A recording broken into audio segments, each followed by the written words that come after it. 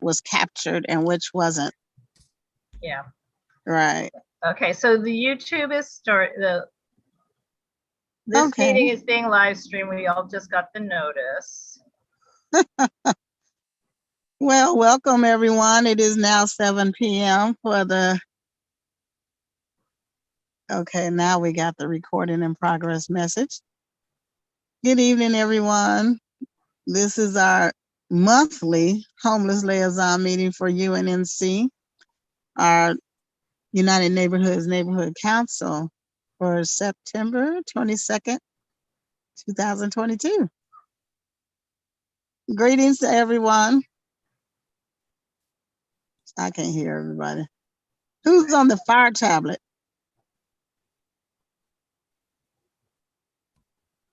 I don't know. Okay. So Tori, I have posted the agenda. Yes, I'm looking at it. And you're going to go over number 1? I'm happy to. My name is Laura Myers, by the way, for those who don't know me, and I am your Zoom host tonight. I'd like to draw your attention to item number 1, which is the determination to hold meetings virtually. The Board of Neighborhood Commissioners, BONC, and the Department of Neighborhood Empowerment, with guidance from the city attorney, have established that BONC is able to, I'm sorry, I'm doing 2 things at once, has the authority to adopt AB 31 findings and determine that due to the COVID-19 state of emergency, meeting in person would present imminent risk to the health or safety of the attendees. So this meeting is being conducted virtually pursuant to that directive.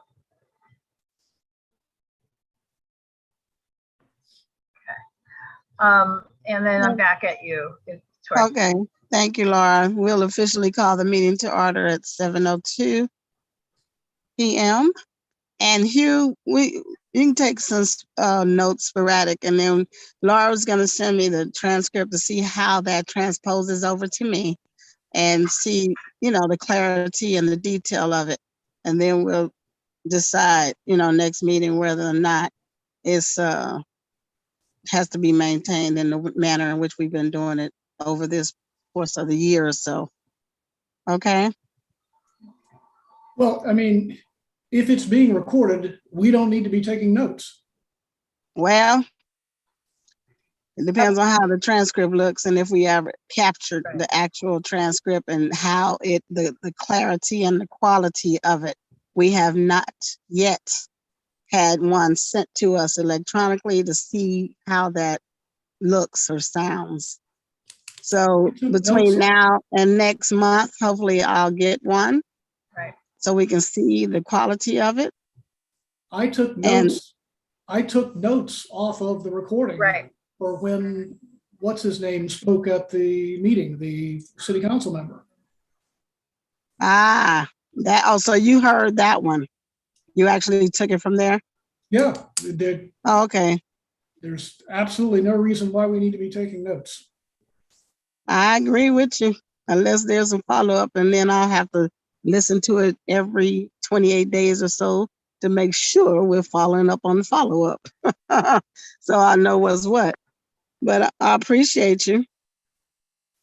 And I thank you for all the work you've done over the past, 2, 3, 4 years? Thank you, Hugh. Not long. Okay.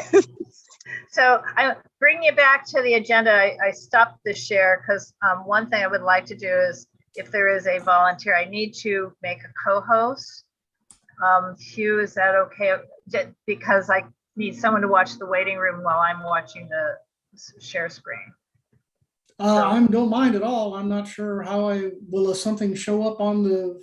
Yeah, yes, exactly. That's what happens. It shows up on participants. I haven't done it yet. So if somebody shows up in the waiting room, you can just click admit, and then I'm going, and maybe no one else will come. And then I'm going to share the screen again, get this agenda up on the screen, and then Tori, I'm going to remind you that Roger can only be here till 7:30. Yes, so, I see Roger has arrived, and he's been here for a moment. I just want to state that, let me see this. I'm looking at something. So, yeah, we're just at number 2, welcome, call to order, introductions, approval of the agenda, then public comments. Oh, I see. But we'll quickly go to public comments. If anyone has any public comments for any item other than what's listed on the agenda, now's the time to do so. You have 1 to 2 minutes.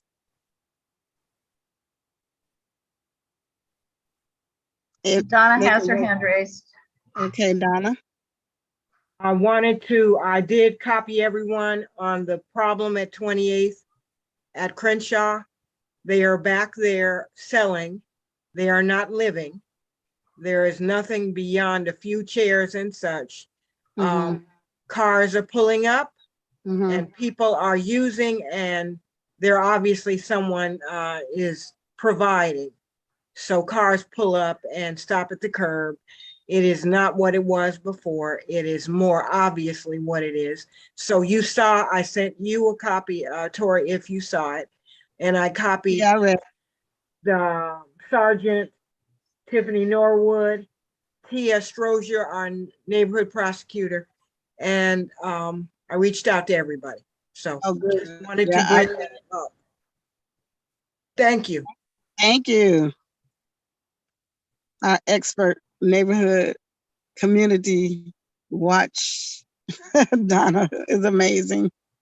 Well, I also wanted to mention, I talked to you about Victory Baptist Church, 100-year-old church was lost, and they did charge a homeless person with it. I told you I was concerned about that.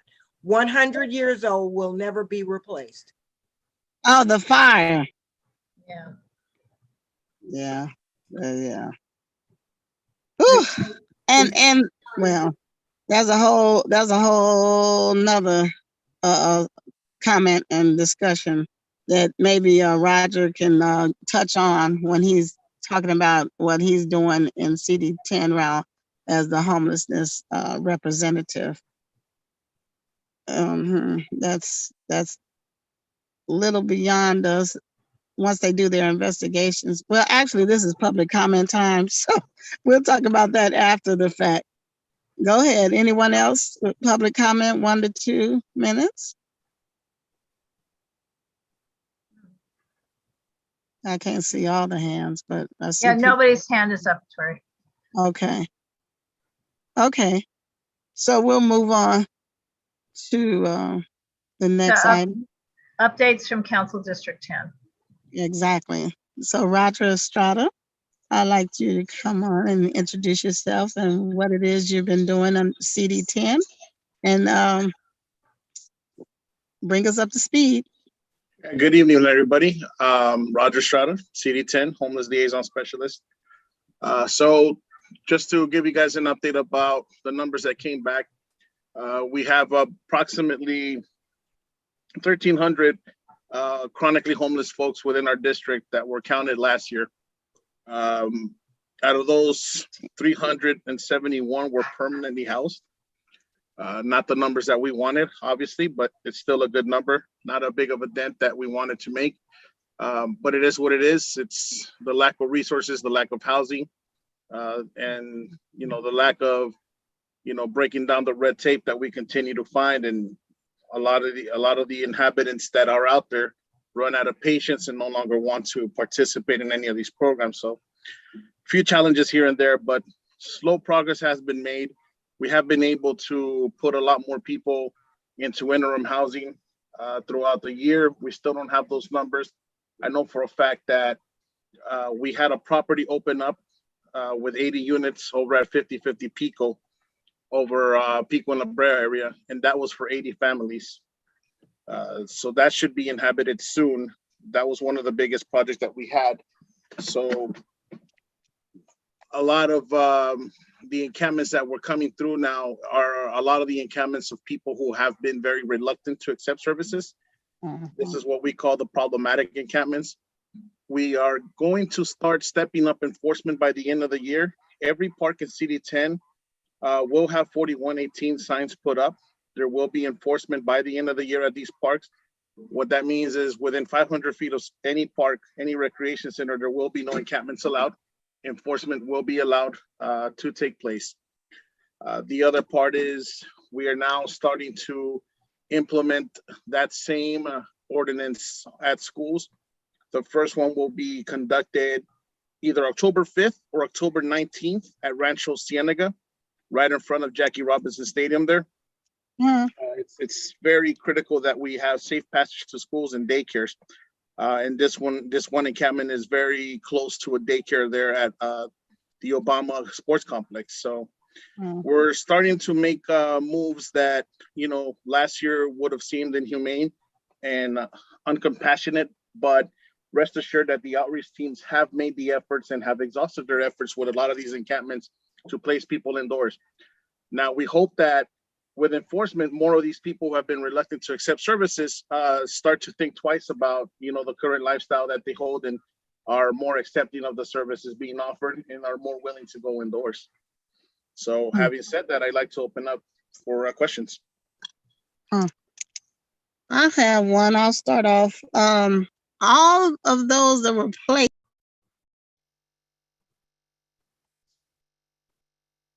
I'm sorry, Tori, you cut off. Tori, I think you muted. Wait a minute. What just happened? Tori, you're okay now. Okay, all of those that were placed into housing, were they from CD10? Yes. These are numbers exclusively for CD10. This is not all around. So, out of 1,700 chronically homeless people, 300 were placed indoors. Again, it's not a high number. It's not a low number, but we sure hope there would be a lot more. But given the resources available, we have to be a little content with it. Again, 300 people were placed indoors. So it's not a big victory, but it's a small one. We'll take it. Hopefully by this time next year, we're talking about much, much bigger numbers. Okay. Well, I've gone out and talked to some of the people, and some are reluctant, but I'm usually pretty good at talking them into reconsidering. So we're going to go out Wednesday. The plan is to go out next Wednesday at 3:00. And that's only we're going to start off between Western and Crenshaw and Pico and Jefferson, covering that area first. And then I'll partner with the other UNCs, with the NCs, and see what. Yeah, see what we got going on there. We get a good report back from the outreach teams, but it's always good to, get report backs from the community members. A lot of times, the unhoused individuals don't tend to respond well to people with badges. Right. So it's always good for community members to go out there and kind of get a sense of what's going on. Always, within the parameters of safety. Oh, yeah, of course. Does anyone else have questions for Roger? Now is the time. He is actually in the CD10 office, and he's the homelessness representative. So I see hands up. I'm going to go in the order I saw them go up. Miss Donna Jones, you were first. Hi, Roger. The space that I mentioned, 28th Street at Crenshaw, next to the restaurants, Yes. have great concern. Very familiar. Yes. They're not sleeping there. They hang out all day. The alleyway. Trophy. Well, not the alleyway. They're back on the sidewalk. It was totally clean. And I didn't know if you could put your information in the chat. Yeah, were they there this morning? We went by where the rapid cleanup crew, they left some chairs there. It's a hangout spot now, not an encampment. I think the encampment now is at the alley. Yes. Right. But yeah, we go by there every morning to pick up their chairs. We're trying to send a strong message here that, Right. this isn't allowed anymore. Thank you. And did you hear me say thank you? Yes, ma'am, I did. You're welcome. So we want to be persistent with that, right? We want to make sure that we maintain a presence there, and we want to make sure that, hey, COVID is not over, but we can't allow you guys to get comfortable here anymore. This is not your block. This is the community's block, and we have to maintain an order. We have to get back to the old ways of just maintaining the safety and cleanliness of that neighborhood is key. So we're dedicated to do so. The councilwoman is well aware of this block and well aware of the work that we've put in and we're going to continue to put in. I will put my information in the chat box. You can also get it from Tori, but I will, my phone number has changed, so I'll drop my new number. Miss Laura Myers. Hi there. Hi. Roger, could you just take a minute or two and tell us, even though I know you did it once before when I asked, what exactly is happening? What do the people do who work now in the former full-on CD10 field office that's now a partial CD10 field office and otherwise the homelessness hub? I know a lot of people are working there, but I don't know what they do. So it's not what it was meant to be. Unfortunately, Right. The vision was MRT's vision, and the former people that work for him no longer work for us. So that kind of went out the door real quick. And it's now just an office space that LASA leases out. We don't know what the future holds for it.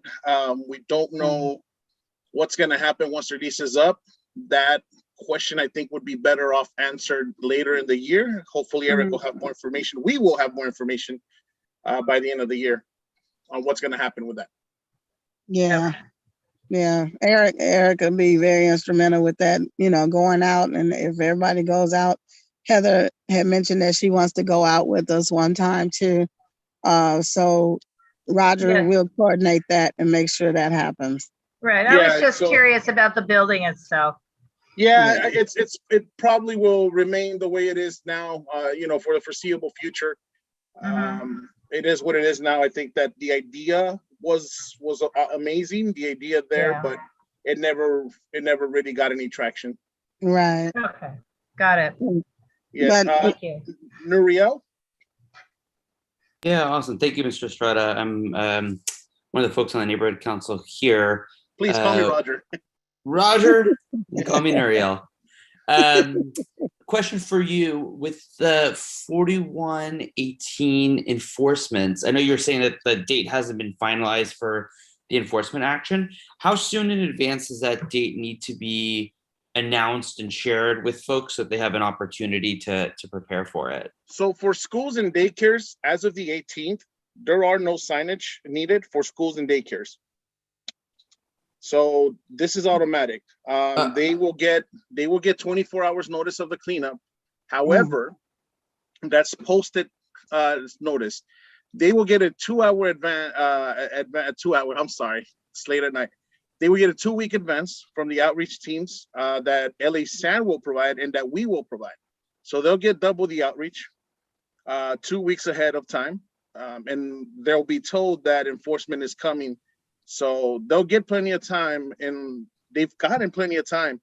Most of these encampments I've worked on for 1.5 years now, and I am not a big fan of signs and enforcement, but when push comes to shove, we have to do what we have to do to ensure that we give the neighborhood back to the neighborhood. And a lot of lawlessness has been perpetrated here, and a lot of these homeless encampments have been shifted from actual homeless encampments to areas where crime is perpetrated, and not only drug dealing, but prostitution and other uncalled for crimes. So we reached the point where we got with the outreach teams, and they were also desperate that they had run into a wall. And with them in mind, with their guidance, we decided that a lot of these locations, especially parks and public libraries and schools, would need some kind of enforcement. So that's how we're moving forward.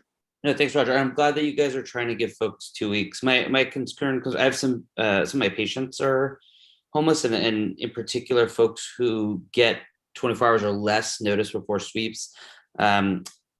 Folks lose their medicines. They have a disconnection between. They have to find a new way to find the clinics. They have to figure out new bus routes, et cetera. So I think definitely giving people as much time as possible can be really helpful. I know obviously these are people who your office has stressed over time that this is not the place that they should be, but 24 hours I think is too short for lots of folks. So thanks for letting people know well in advance. Yeah, and our district is we're a very services oriented district. So the way we conduct ourselves is different. So the law states 24 hours. We do bi-weekly meetings with outreach teams, and we let them know 2 weeks in advance when the cleanups are going to be, so that they have time to tell folks, hey, these cleanups are coming. Would you like to store your medicines with us?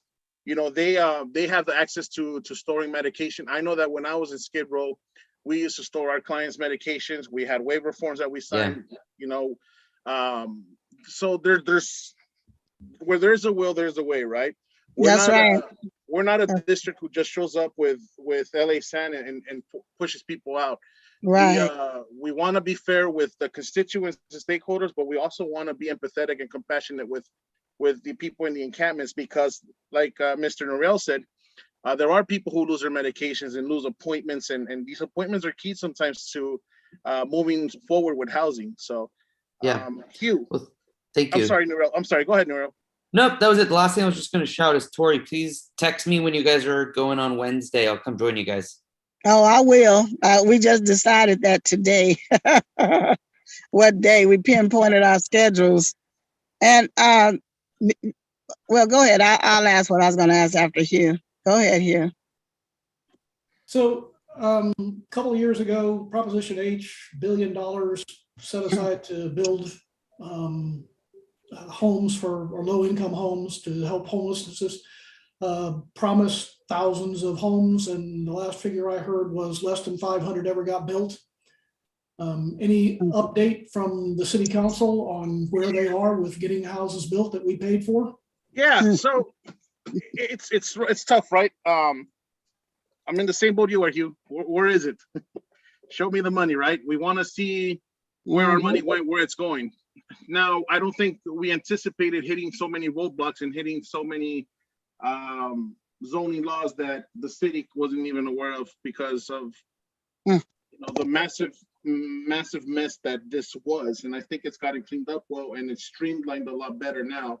It's not perfect, by all means. It's far from perfect, but this past year alone, I believe 1,000 units were opened up, and this was multiple buildings, and 1,000 units were opened up so far this year. That was, 500 more than last year. And by the end of this year, it's expected that 3,000 total units would have been opened up. So progress is slow, but it's being made.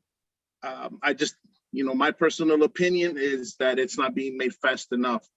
If it was, we'd see a lot more relief in the streets. Well, thank you, and keep pushing. We'll do, sir. We are, believe me, we are. Carla? Hi, this is my first time joining. I was invited by Paula. Thank you, Paula. So I had two questions, bouncing off what the previous person had asked about the money that was we were taxed on to build. Are they still taxing us for that? Is it a continuous, or was there an ending point for that?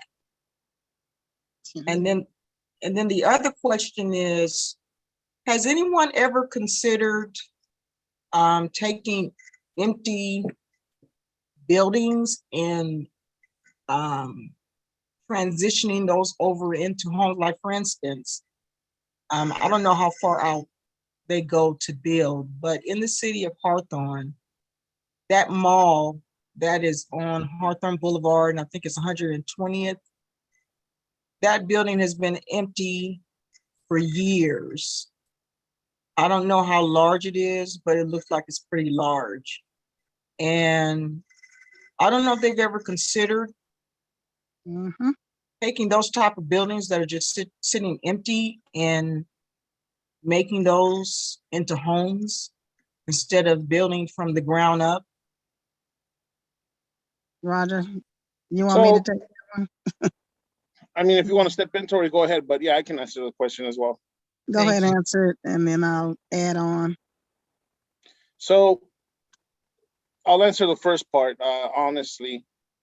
I don't know. I believe that it was a certain amount of time that we were supposed to pay for those taxes, but I'm not sure. You're going to have to email me on that one, and I'll have an answer for you in a few days. I don't know.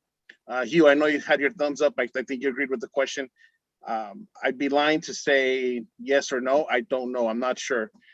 My understanding was that it wouldn't be forever tax, but you never know with these things. So Mm. I'd have to get back to you guys on that one. My apologies for not being ready for that question. The second part of your question was, why not acquire abandoned properties? Yeah, in a perfect world, we would. A lot of these properties have all been condemned. A lot of these properties need retrofitting. A lot of these properties need to be brought up to code to make livable. And some of these properties are owned by parties overseas, which makes it even more difficult to get over legal litigation and buying them. And then you get into a bidding war, and sometimes the city only has a certain amount of money that they're budgeted to spend on certain properties. So it's very difficult. It's not just easy to buy them. However, that being said, the city does own a lot of land. The city does own a lot of properties. And they are starting to get motions put on the floor to start getting those rebuilt. But for the moment, it's not going in the direction we wish it would, or at the speed that we wish it would. Okay. Can I add on to that? Yeah, Tori, go ahead. Okay. I've been involved with homelessness for at least 10 years, helping people on my own for the most part. We have suggested buildings like the Women's Hospital that was relatively new from USC that no one is using right now. We've suggested specific buildings, but a lot of times these buildings, you're right, need retrofitting. But sometimes, or most of the time, they're privately owned, and we don't know what's in that mall, to tell you the truth. So those are private owned properties out and pretty much outside the city limits of what we're looking into right now. But they are really behind because they were supposed to do 10,000 units. And I think they were only up to like 3,500. But I saw something lately as a result of them being behind that was awfully scary to me. And that was they're offering cash for keys to a lot of the landlords, which is a displacement to replace. And I'm going to do an article about that in the paper soon, because they're offering landlords to remove people who are not very low income and to pay them their relocation fee, which is approximately $20,000, and then put very low income into the property and not necessarily offering a subsidy. So that was awfully scary to me as an option, because they're behind on the units. When you have all these new developers that have all these empty spaces, and I want to know who's accountable for the 10 to 20% that should be low income in these new units across the board. Yeah, I mean, the LA Housing Department would have to answer that. So quick facts here. Measure H and Triple H are 10-year taxable measures. Yeah, so 2017 is the last year for that. So a lot of questions to be asked, a lot of questions to be answered. But to touch on Tori, it's a lot. It's very complicated to just buy out these properties, and a lot of you come to find out a lot of properties have liens put on them, so that adds to the cost. And you also have the very real possibility that you're going to displace unhoused individuals that have made that place their homes as well. A lot of these places go unsecured, so in turn you're making things worse before you're making them better. But then you don't have the guarantee that when they redevelop these places, they're going to be made specifically for individuals of low income or formerly unhoused individuals.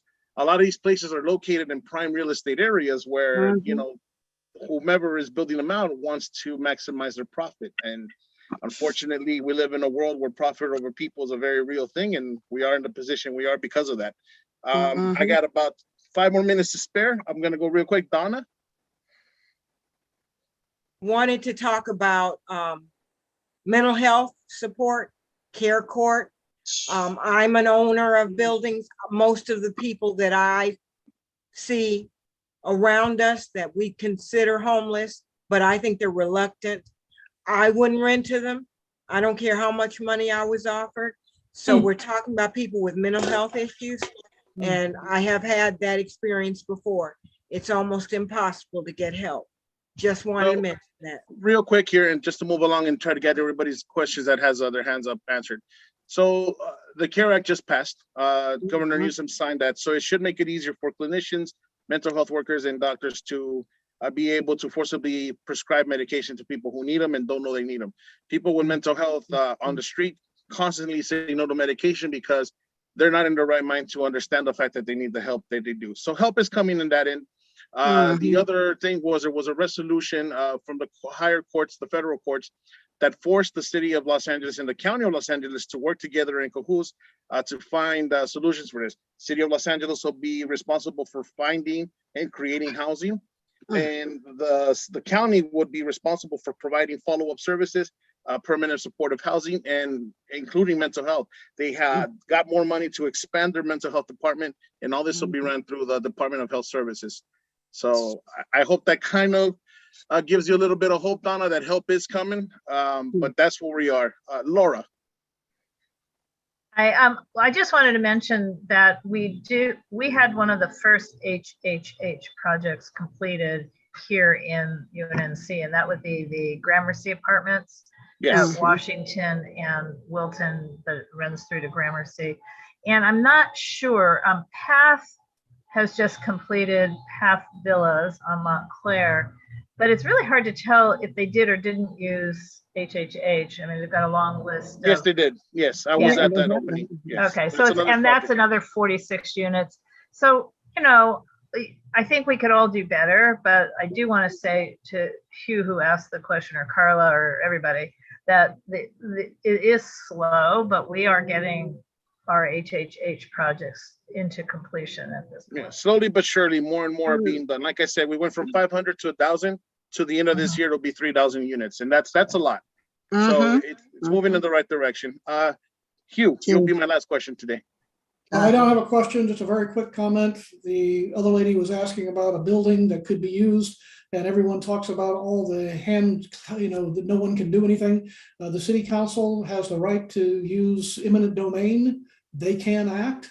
This is a choice that they chose not to.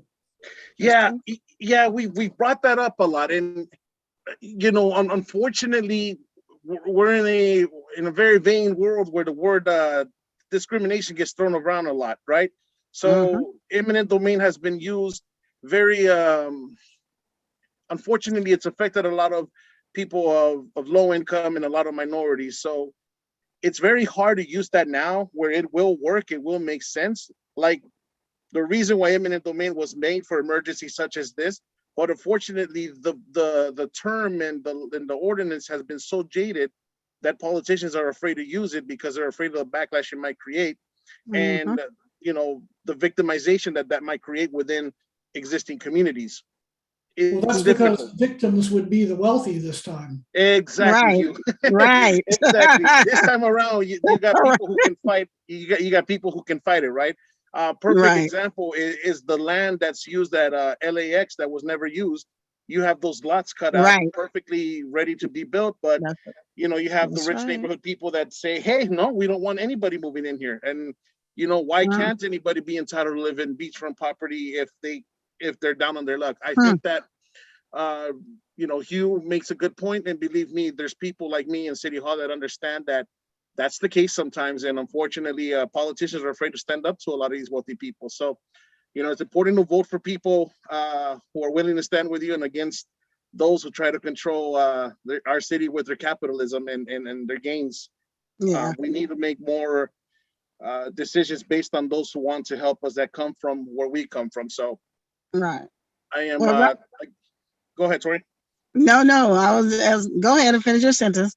Yeah, and again, from the councilwoman, I'd like to extend you her graciousness for each and every one of you. Your concerns are our concerns. Believe me, when you guys email us or call us with concerns, we don't take them as complaints. We take them as you guys being concerned citizens for people out there in the streets, and you guys caring for your neighbors who are most of the time scared to speak up or silent. You guys are the voice of the silent majority. So kudos to you guys on behalf of the councilwoman.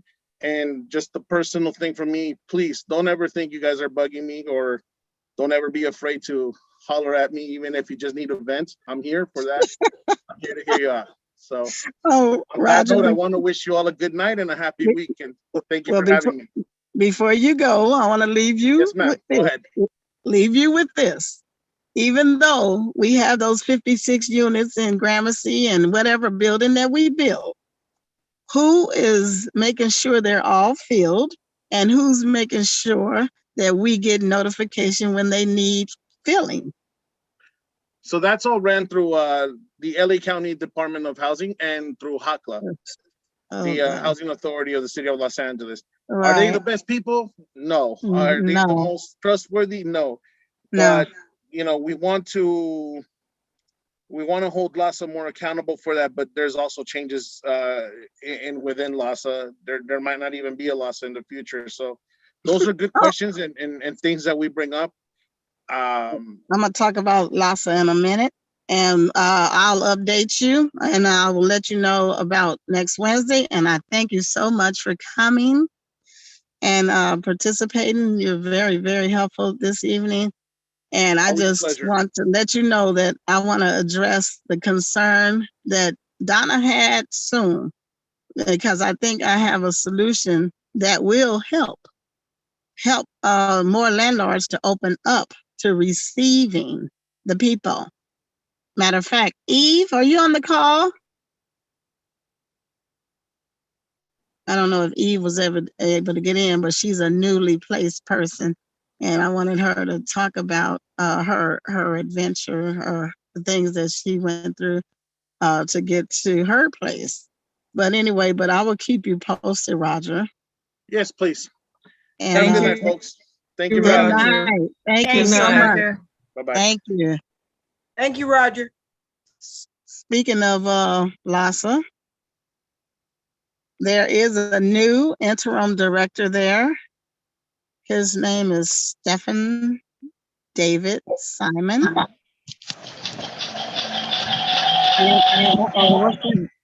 Uh-oh, what was that?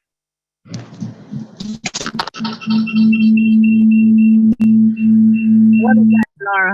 Whoever That's from fire tablet is, that was from, Yeah. Okay. yeah, okay. Okay. They just, Okay.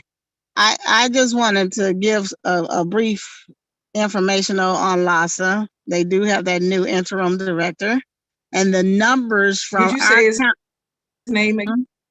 Stephen, Yes. Stephen, David Simon, Simon. He's the current interim, and probably about the third one this year. No, but third one recently. On September 8th, the numbers just was sent to me from January results of the count that we did this year, the 2022 count. And it's still going up. Why? Because they're being displaced as much as they're being replaced. They're being put out as much as they're being brought in, for whatever reason. We know that during the pandemic that the moratorium is still in existence. However, some landlords have chosen to still evict people, as opposed to being a part of the ERAP program that allowed landlords to request the money to be replaced by those who couldn't. So there are supposedly 69,144 people, according to LASA, experiencing homelessness in LA County. Now, that's a 4.1% rise from 2020. And there's 41,980 people experiencing homelessness in the city of LA, which is 1.7% more than 2020. So we can only use 2020 because they did not conduct a count in 2021. So whenever I see their numbers, I'm going to add at least 5,000 more people. At least. Because the people on couches are not being counted.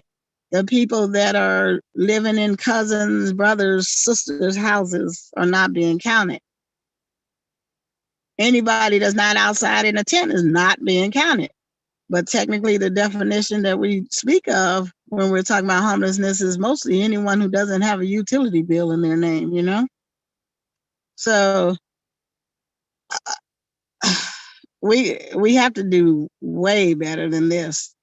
And I just really feel, or I know, like Hugh and the young lady, the young lady that Paula invited, Carla, like they mentioned, the tax, the underutilization of buildings owned by city and county.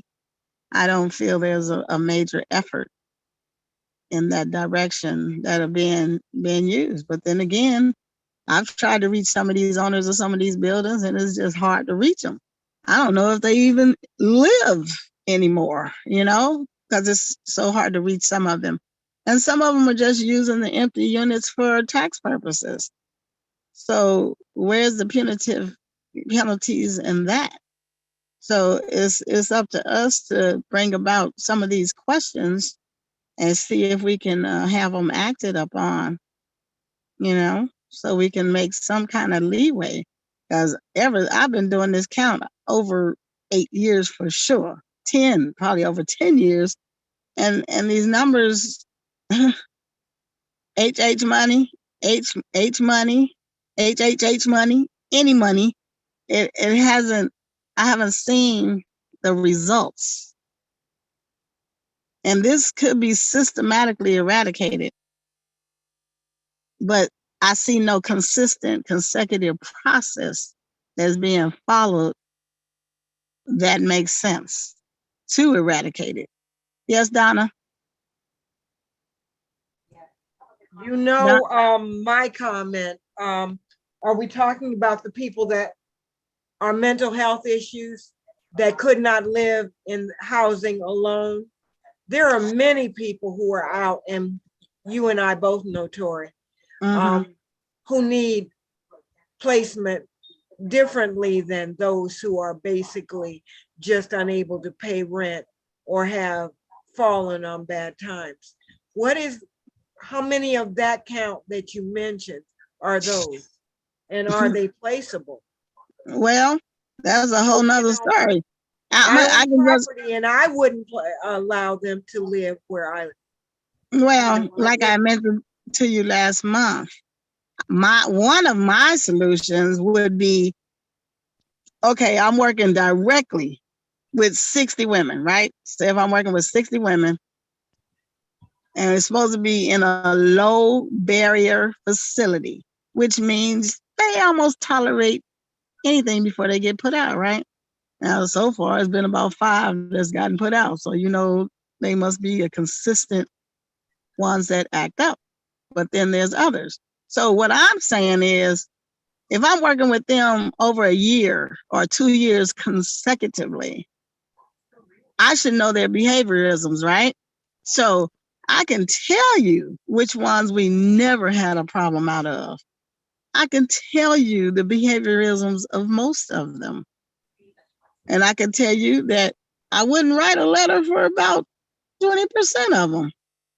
So all I'm saying is everybody that seems to be referring people to housing is not necessarily working directly with the people. They're just using them as a product. It's a like an assembly line. And it's hard to determine upon 1 or 2 conversations whether or not you're going to have a person that's violent, that's going to destroy your property. That's, you know, it's a hard determination. And I can't say on a blanket statement that I blame you. However, if there's someone like me or a case manager or a manager that's with them on a daily basis that can give you a referral letter that's legitimate, that would help a lot of this. And if they had counseling on the premises of the places that are interim, that's really trying to help them, that would help placement as well. But I'm not seeing that. I'm seeing them get put in a database as a number and then referred out as that same number. So how are you supposed to know? You don't. So I can't blame you for making that statement, but I really wish that they would look at this another way and start Tori, off. Tori, Yes. with you working with people, overseeing support systems that they used to have that they have pulled from Mhm, Section 8, it mhm. would work. We no Right. longer get that support. So Right. with the support, it makes a big difference. I've had it in the past. It Right. works. As soon as it leaves, you have something entirely different. As Right. I said, we lost a 100-year-old church behind people that do not have support. Oof. That are Exactly. out in the street. Victory Baptist Church will Mm. never exist again. Wow. That And that's just happening everywhere. yeah, So you know how I feel. I do. I do. So what other input does anyone else have to say about that? I mean, the mental illness is real. However, I think that the entire city needs to poll the people and first ask them, do they even want to live indoors?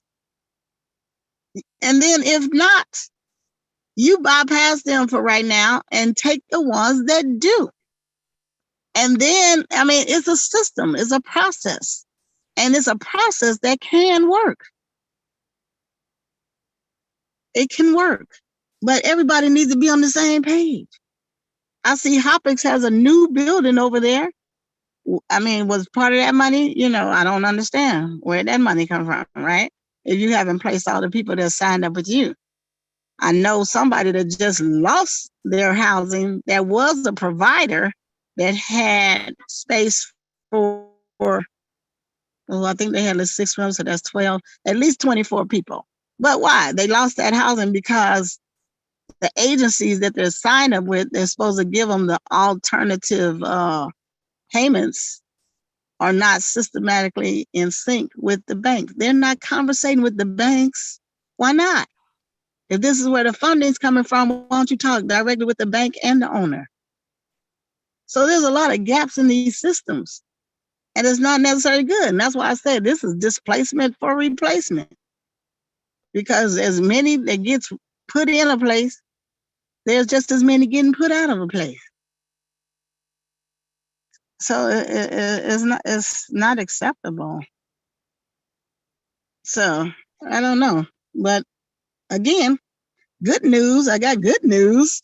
One of the gentlemen from Rancho Cienega called me and got his place last week, and I got a call from a lady today. I don't know where she got my number, but she wants to. She needs a hospital bed or any kind of bed. If you guys know of any, let me know.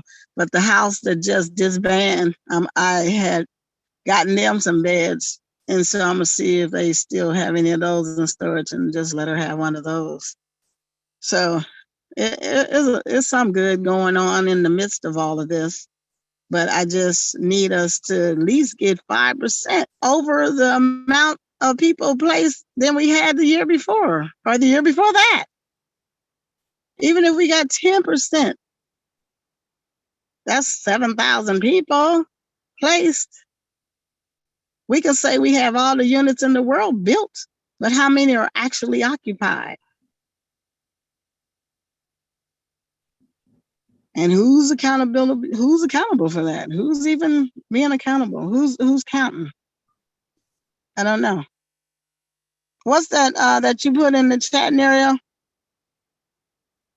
Oh, in the chat, Paul had asked what the LA That's the city number. That's the city number. So I was actually gonna say, so first off, Tori, I think the absolute wisdom in what you're saying right now too is we got to ask folks why they're homeless, what they're looking for, and individualize it and tailor it. And right, not only because that's just going to get us from A to B, but that's also an approach that gives people dignity. And I think where we make a lot of mistakes is assuming that all folks experiencing homelessness are the same. exactly. So I agree with you fully there.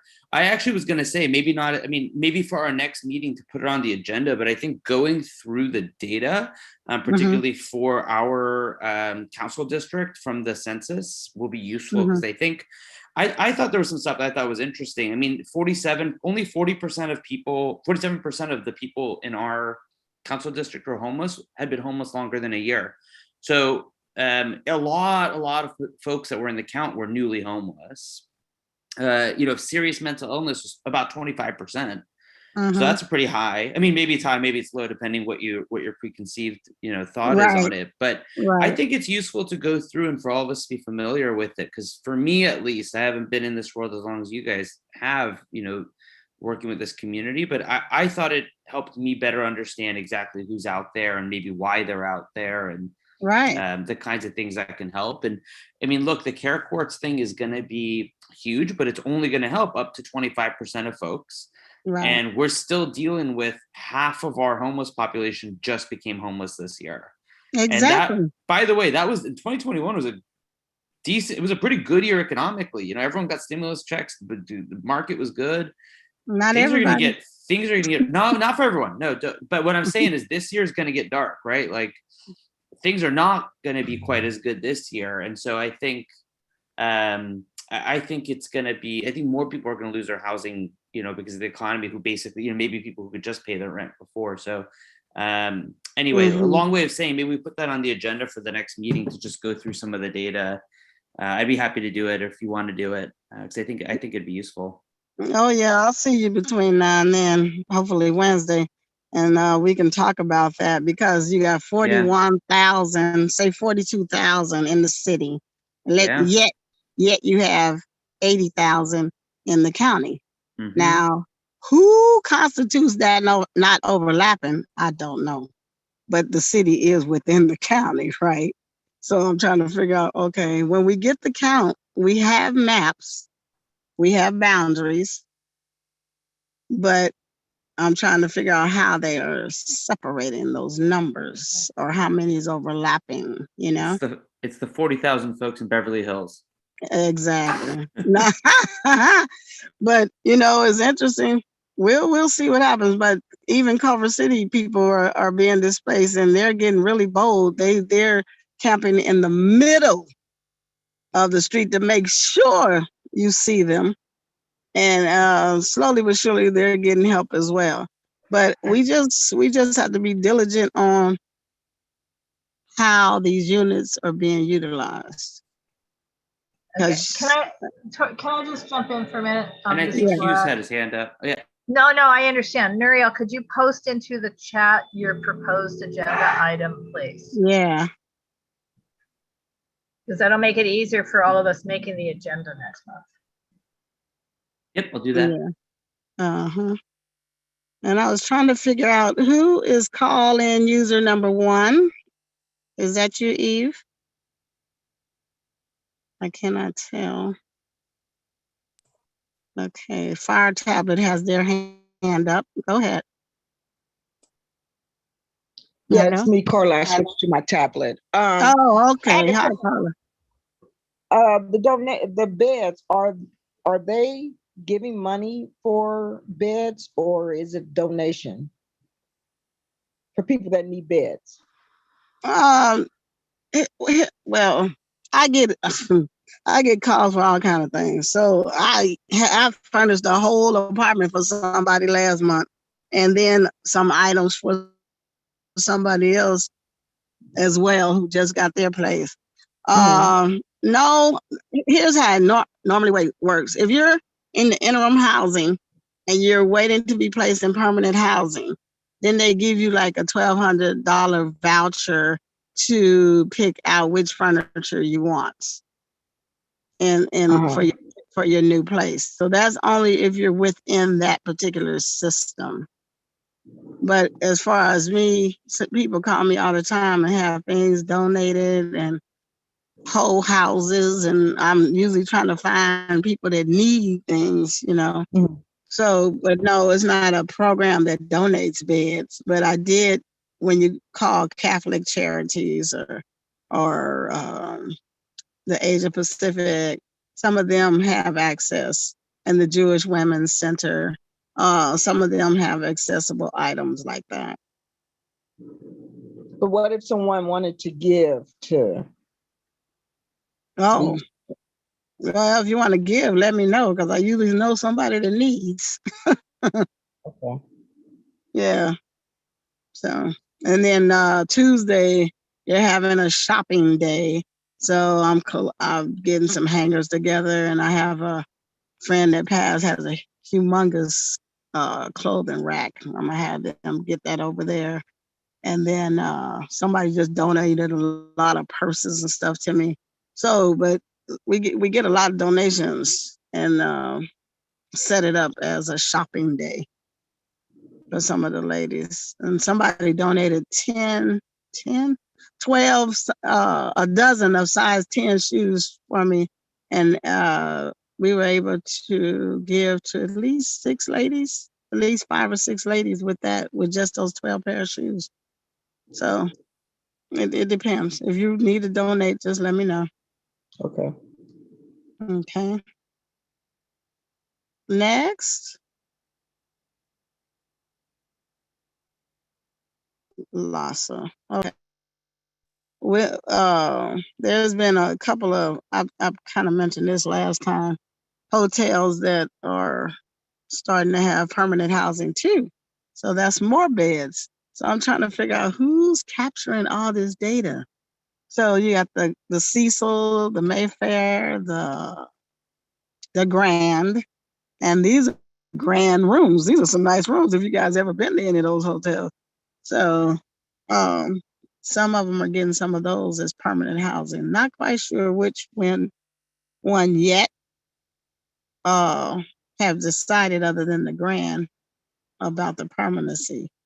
But yeah, so those are some good things that are still occurring. Anybody else have any concerns or questions or suggestions or solutions? And don't forget, can you copy the chat as well, Laura? Yes, that's why I wanted that Nuriel's item into the chat. Okay, because there's quite a few articles that's popping up in there as well. And so, Yeah, I'm sorry, I'm on mute. oh, that's I'm not okay. on mute this moment, but I'm muted for the meeting. Right, I got you. I understand. So the link there is a link to the release of the data, so we can include that in the agenda too. Yeah, and go over it. We can actually go over it. Yeah, Talk about it. share it. Yeah, because there's more. Yeah. It's more in depth. Yep. But I would like to see, the accountability aspect of it, because I thought certain developers, new developments within certain periods of time was supposed to automatically have the 10-15% use for low income, or some use the language affordable housing. So that's discussionable when you talk about affordability, because there you have the area median incomes, and then you have the general income levels. So affordability could be a varied range. You got a range of affordability when it comes to that question, what's affordable? It could be their market rate that they're trying to pass on, which you've seen from anywhere from $3,000 to $5,000 a month on some of these new developments. And I know that because I call them and I ask, or I pull them up on the internet or something and look at the averages. So we just got but on Hoover and Adams, we just got a new housing development for veterans. And I just happen to know the architects that did that, revitalized that particular piece of property. So it looks good, but I don't know how many beds it is yet, since they remodeled everything. But I'll find out. They had an opening, but I didn't get a chance to go So whenever you get a chance, you guys, also our part could be that while the buildings are in process of being built, the applications could be acquired, and we could help by giving out applications ahead of time for people to be able to submit them and get their paperwork in early. I know I did that for the one that's on Crenshaw near Adams. I had about 20 of them, but it was 62 and over. And whoever met that qualification, if they were interested in places, I just gave them applications, said, fill it out, follow the instructions, and turn it in. So that can help people as well. There's a lot of things we can do to assist the process along. And speaking of that, Paula, would you like to give us a resource update of the hours or what they're doing at West Bay? Don't really have an update. I reached out to our community assistance ministry. That's the ministry that is involved, to see if we could get, like I said, they don't have bus tokens anymore. They give out tap cards, or they have, I forgot what they called it now. Anyway, they have certificates or taxi vouchers. So I reached out to them to find out, because with tokens, they would just give me some. But now that, everything is more structured, how could we get some? Or if not, how do we apply to get some? So I just posed that question today. I'm waiting to get an answer. Oh, okay. Well, if but possible, I had my. Go ahead. If possible, see if they'll let us have 10. Because I talked to Mr. McAllister. I talked to him briefly one day, and see what they can do to donate 10 tap cards. And when we out walking, if someone needs one, we could give it to them. I'll find out. And then I was raising my hand because you are such a wealth of information. And you were saying, well, who's tracking this? Well, I want to suggest, I want to suggest that you write it down, or if you want my help, or let's just note down everything that all the buildings that are opening, what all of the different information that you have, so that at least we can track some of this information. Because we sit in these meetings, we get a little information, and then we leave, and I don't necessarily think of it again unless something comes up. But I would really like to capture some of these things, like these hotels that are going to be offering housing, the count information, which now, I've recorded for myself. But let's, remember I was saying, have something. One of the goals is, as we're walking, because we're going to walk within our footprint first. As we come across these new developments, as we're walking, that can be done. Oh, great. And so the goal is to make our footprint homelessness less. Yes. Oh, yes. meaning nobody should be homeless when we having these frequent communications with them. And for those who desire to stay outside, I can try to convince them otherwise, and believe it or not, some of the people that hang out, like when I used to go over there by Amos on Washington, Amos right there off of Arlington and Washington, that church, they would be having church downstairs while people hanging out upstairs. So one day I just went to the pastor and said, really, are you trying to help the people get housing or something? You're the pastor of the church. Some of these churches need to be helping too, And so you'd be surprised how many people own property in your church, or how many people can donate to get us a hotel or permanent housing for the people in the district. So That's a it's good like, point. yeah, it's like, what are the churches doing to help, you know? So that's why we have a new associate pastor, and he's going to be a part of outreach, I'm sure. But whether he is or not, I'm having him go out with me as I have all the others. Yes. And some of the commissioners I've had go walk out with me too. So we Yes. got some things resolved like that, because them driving by, they don't see anything. But when you walk, you see everything. Right. And Yeah. and if you didn't talk to the people, you would automatically assume this, that, right?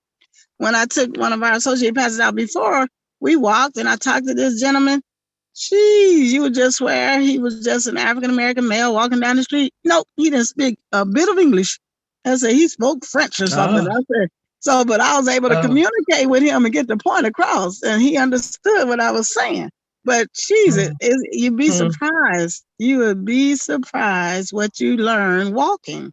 And so that's the goal, is to make our area without homeless. And that's the way it should be. The neighbors are supposed to help the people and see what we can do to get them off the street. So that's the goal. That's the goal. So we can do that simultaneously. Thank you very much. Mhm, All thank right, you. guys, I'm on my way to another meeting. Okay, well, thank you for coming to this one and giving your input. And can you let me know between And now thank and you, Wednesday? Carla. Yes. And let me Yes, thanks. Do you have my number, Carla? Yes, your number? Yeah. Yes. Well, I want to make sure. I just want to said she said, I want to volunteer. And she said, I'm interested in homeless. And I gave her the information and she's on tonight. So how wonderful. Thank you, Carla. Oh, that's and thank wonderful. you, Nuriel, who is our new member of our board. And he's Right. just really jumping in. All right, guys, I got to go. Okay, so can you reach out to me between now and Tuesday about the bus tokens? The tap cards, I mean? Oh, she froze. Not Carla. Paula? She frozen. Okay, well, I have to follow up with Paula. Paula, if you can hear me, reach out to me by Tuesday, okay?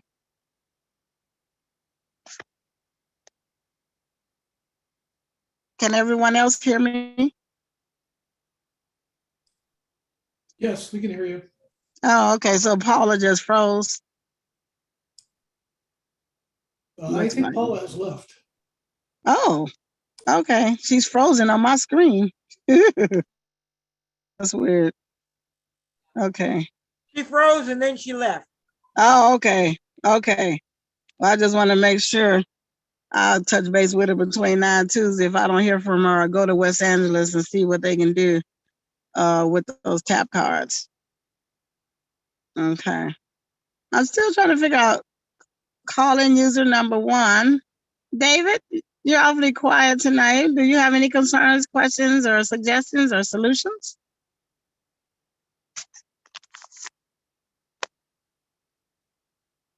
Is that David? Oops, sorry, I didn't unmute. No, I'm fine. I just was listening in. Oh, you're good? Okay, so no concerns? No. Solutions? I don't have any of those either. Well, keep thinking when you join us next month. If I did, I'd be rich. Well, that would be an interesting concept. You and me both, but we have solutions. We just need to be implemented. Like LASA, they're rich. Yes, yeah. Like majority of the agencies or whoever got the HH money and the HHH money and and then let's they just hope. leave. Yeah, I just wish they would take a different approach. And everybody keeps referring to LA Housing Department. I wish they would take a different approach of trying to resolve their lack of obtaining the units that was promised. So, and I don't know what happened to the judge who was bringing down the hammer to make these things in compliance, but I just see there should be another approach without affecting people's livelihood that are already in their places, and holding some of the developers accountable within the contracts. So that's just something that needs to happen. Hugh, any solutions you'd like to bring forth tonight? The only thing I would add is in other countries, they have single payer healthcare. When you have healthcare guaranteed for everyone, then it starts to cost the government to have people on the street. That's true.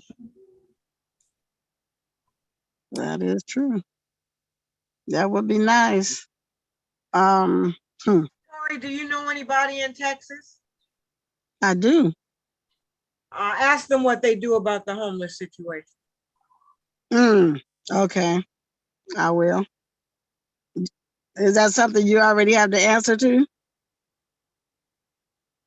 You know some of the Didn't things see that any they on do? the streets. I haven't seen either. You know what? When I went there, So I want, and that's a big state. So I'd kind of like to know what they did with it. Yeah. And they didn't send them by plane to Martha's Vineyard. So there you go. Well, then it wasn't that something. Whew. It wasn't that something. That's another thing. In California, we have quite a few people from other states that have been given one-way tickets, whether it be bus or plane or train, that get to California, and some of them seem to be getting help quicker than some of the people that have been homeless here. But like I tell some of the ladies, I say, look, I don't care if you have a case manager, a counselor, or what have you. If you see that they're not moving fast enough, then you help them along. Ask them, where's your voucher? But October 15th, they're opening up Section 8 to the public again. And last time they said there was so many million of people that applied, and I think they issued out 20,000 vouchers for Section 8 last time, and they said that was 5 years ago. But I know that lately they have been issuing emergency Section 8 vouchers to people right now that are definitely in the interim housing for sure.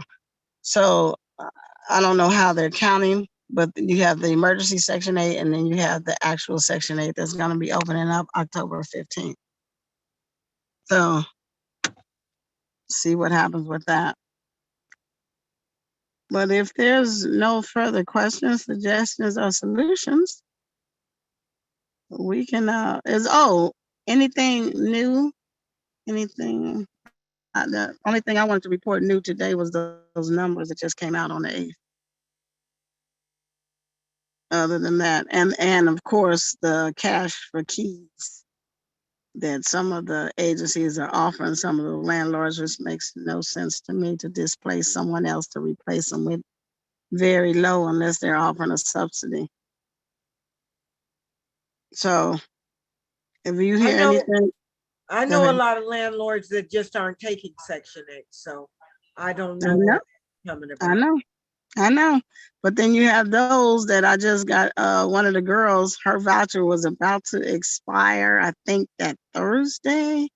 And the landlord went on and gave her a 2-bedroom for a 1-bedroom, which was just fantastic for the landlord. It just was really generous of her, which was really good.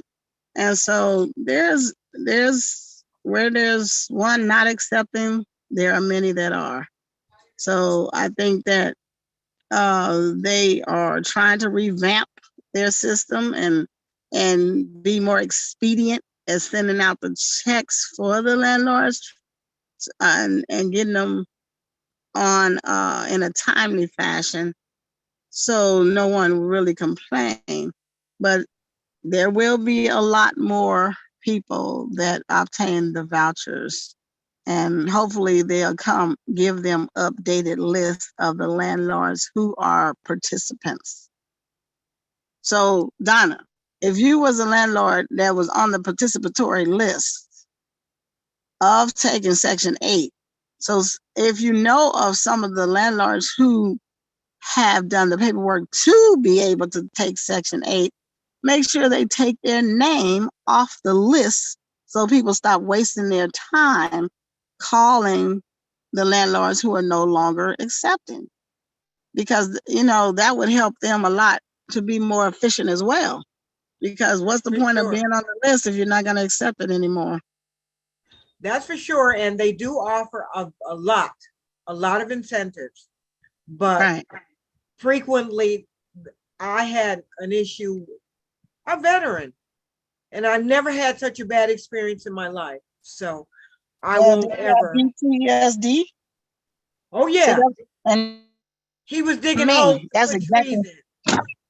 trees in. He bought something to plant a tree in the middle of the walkway in the area. And he just, he was taking lights off the building. You know, it was just very serious. You couldn't get any help. So I learned I don't do I know, it. but you don't shy away from helping many because of one. And that's what I was saying. Tori, he wasn't the only one. Okay. Okay. But that's why I suggested having someone to give you a referral that works directly with them. You know? You want to work it, you want to work on my properties and you follow up with them. I sure would. I sure would. Because I think that's important. It's important to know and to get a referral from someone you know is not going to go in there and smash a television off the wall or punch a hole through the wall every other day, you know? Yeah, so I'm just saying, I know the behaviorisms now, and I know who hallucinates, who doesn't.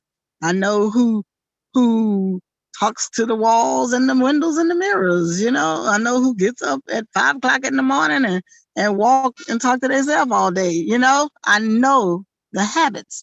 And that's what I mean by knowing the difference as opposed to counting them as a number, counting them as humanity, as humane.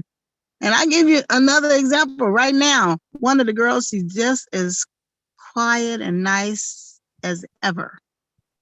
But if you trigger her, it's a whole nother story. She's not violent at all. But what happened was one of the maids saw baby items or something in her room and reported that they thought she's going crazy. She's buying all kind of baby stuff. Now, why they listen to the maid, I'll never know. But one thing led to another. Then they said she had something that's cutting herself. Police was called. Police got there and humiliated her. Raise up your top. Let me see your hand. Let me see your arms. Making sure there's no cuts. There was no cuts on her at all. At all. And she's terrified of the police. So I said, oh, Lord, I'm glad I wasn't there. But I'm glad somebody was there that knew her habits. And they told her, because one of the managers would have been more than happy to send her away somewhere. But no, somebody interceded. They interceded and said, no, she doesn't do that. She doesn't, that's not her, blah, blah, blah, and stuck up for her. And she said, thank you, thank you. I was so humiliated, you know? See, there's no humanity factor in there. So that's where it comes to knowing habits and what a person does and what they won't do. Come to find out, I always ask, you know, I say, oh, what's all the baby stuff? Oh, one of my godchildren is having a baby and I was just collecting things for her. You know, just ask, just communicate. You know, don't come to any assumptions that's going to cause people harm. It comes with understanding and just communicating. That's it. So I just, you know, I think it's important for us to be the person who's able to communicate and the person who's able to understand that something happened along the way to cause them to be in the position that they're in. Well, I just Yeah. hope there's more supportive housing because some Yeah. people will always need it. So. Right, right. Yeah, And somebody will you're always talking need it. to a person who's worked with special needs people Right, right, all my life right. with USD. So I know how and what, but I cannot house them where other Yeah, I people. understand. I understand what you're saying, but there should be a way to get a referral from somebody that works directly with them who can support and advocate for them. You Yeah, know, and because there I'm is a like I step. said, there's about 10 or 20 of them. I would never tell you to house Well, ever. there's a step beyond your facility. There's a place Oh, of where course. there is supportive housing where people are getting the kind of help they need and they may need forever, and that's okay. So, Yes, yes, yes.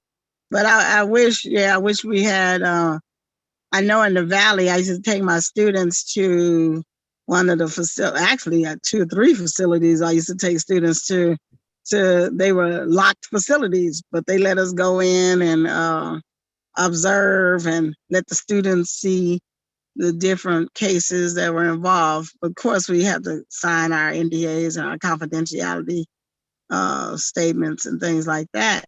But sheesh, there's so many people that cannot be on their own, but they have access in the Valley. They have access in different places, Tarzana, Burbank, wherever I would take them. There's access. So we just got to figure out where's our accessible places that's local, and not necessarily do they have to be local. They could be there as well, as long as they can meet the needs of the people that need the assistance. And that's another thing that they really have to take heed on. You just can't place somebody in interim housing and expect that they're going to have permanent housing. But going back on the street should not be an alternative either. no, and streets should be off the plate for Nope. everybody. Exactly. It's immoral. Exactly. So that's that for now. Any old business you can recall that we need to discuss? I think we went over the resources and the things that we need to follow up on and going on our walk. But Nothing that I know of. okay. I appreciate that. Okay, so next Wednesday, will be our day to get walking. And it'll probably be about 3 or 4 of us starting off. But I know a couple of other people in CD10 is interested to walk with us as well. And we'll take our notes and gather our data and just report back and see what we can do to minimize that count that Roger reported. Even though I think he was reporting our whole district, entire CD10. But we're gonna start with ours, like I said, the UNNC footprint first. So that's 28th and Crenshaw. Thanks. Yeah, you funny. You know that if they say they go in there every morning removing chairs, that should send a message. But see, it's no longer a homelessness issue. No, It's a drug issue. den. Right. Right. That's a whole nother set of I was circumstances. so pleased that he knew about it. So that's great. Oh yeah, he knew. They knew. But it's 8:24. Thank you very much. And thank you for attending. And we had a great discussion tonight. And I appreciate you. Can you get somebody to talk about care courts next time? Oh, yeah, that's a possibility. Thank you. Yeah, we can do that. I had asked a young lady, I think I asked Jordan, is a entity called Everyone In. It's an organization called Everyone In. I'd asked them already, but yeah, we can add that in. Maybe she could bring them along. Well, That'd be we'll, great. yeah, but we'll talk in between because I think you had some information on it or something, right? And I think I saw. No, a that was posting. an article from the LA Times when it was signed into law. I just Oh, okay. wondered, Yeah, functioning. I think we have the address. I think I have the address and the phone number to that because I saw a flyer on it about 2 weeks ago. Yeah, functioning ones. We want to know more. Yeah, because I know a couple of people that I heard said they was using it, and I was like, "Oh, where is that?" And they told me, so I gotta bring that back up again. That's great. I'll find out tonight. Thank you. You're welcome. Thank Good you night. all, Thank and we're you. gonna officially adjourn at 8:25. Thank you. Thank you. Bye. Okay, Good night. bye. Oh, Laura. Yeah, I'm still here. Thank you. Okay, I'm we ending the copied. meeting now. Did we copy the chat? Yes, I did. Oh, wonderful. Okay, so you can email that to me. Yes, I will. Okay, thank you. Bye. I'm ending. Okay.